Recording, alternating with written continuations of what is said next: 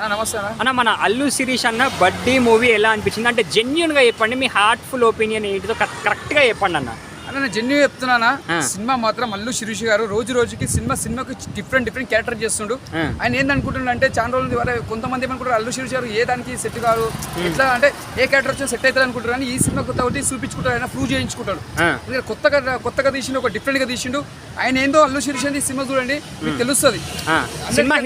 హిట్టనా దుమ్ములు వేసిపోయిందనా, ఇచ్చి పడేసిందనా. ఆయన ఫైట్స్ కానీ elevation super hit cinema, comedies కానీ ఇచ్చి పడేసిందనా. సూపర్ హిట్ సినిమా, సూపర్ అంటే సూపర్ అన్న, బంపర్ హిట్ అనుకోవచ్చు. ఈసారి బంపర్ హిట్ అంటే ఈసారి దిగుతుండు మంచి సినిమాతోటి.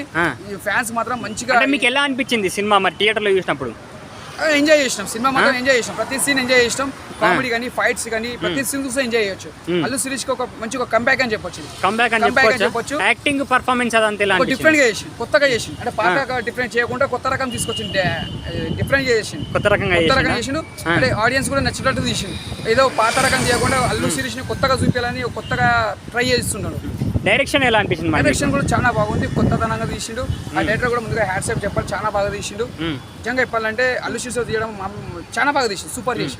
ఓవరాల్ గా సినిమా హిట్ అనుకుంటున్నారా? అరే అన్న, ఫ్యాన్స్ కి మంచి బెస్ట్ మూవీ అని చెప్పొచ్చు. Best super hit. సూపర్.